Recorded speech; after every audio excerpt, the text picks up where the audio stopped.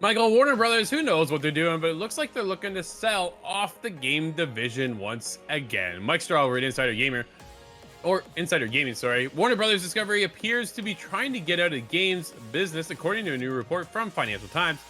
Warner Brothers is looking at possibly of selling off at least a part of the games division. The report comes just 2 weeks after Warner Brothers Games acquired MultiVersus developer Player First Games.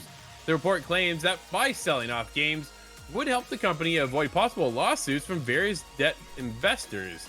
Nothing has been finalized. However, Warner Brothers Games currently owns major IPs like Harry Potter and Mortal Kombat. They are also the publisher of, you ready? Suicide Squad Killed the Justice League.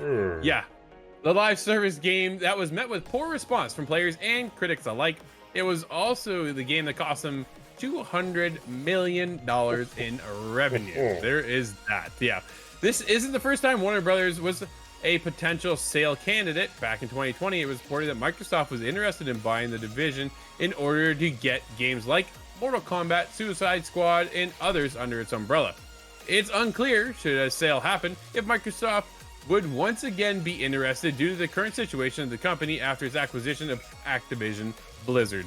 Dude, if they buy up Warner Brothers Games division, I think there's going to be a quite the response coming out of that one. I think Xbox, for the most part, Microsoft just need the cooler jets and build with the studios they've got and work on that. After you closing down other studios this year, the last thing you want to do is be buying up others.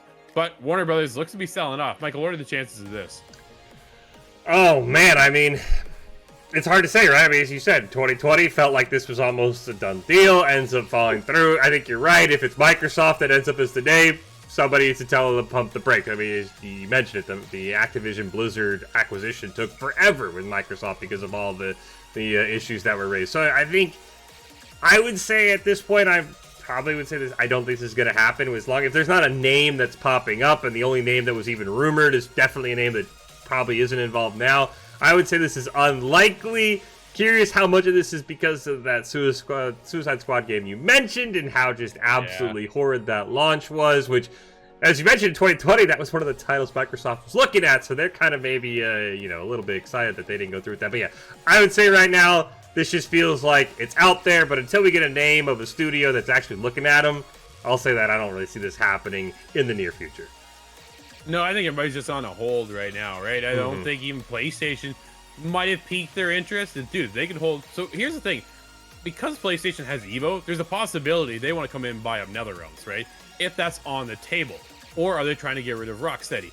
How many studios do they have? Do they trying to get rid of Player First Games? There's so many opportunities here that Warner Brothers doesn't want to give up Harry Potter, right? That's one of the biggest IPs that they own. It was the biggest game of last year. It's one of those, you got to keep that one in the bank. Hopefully the next game has the same success.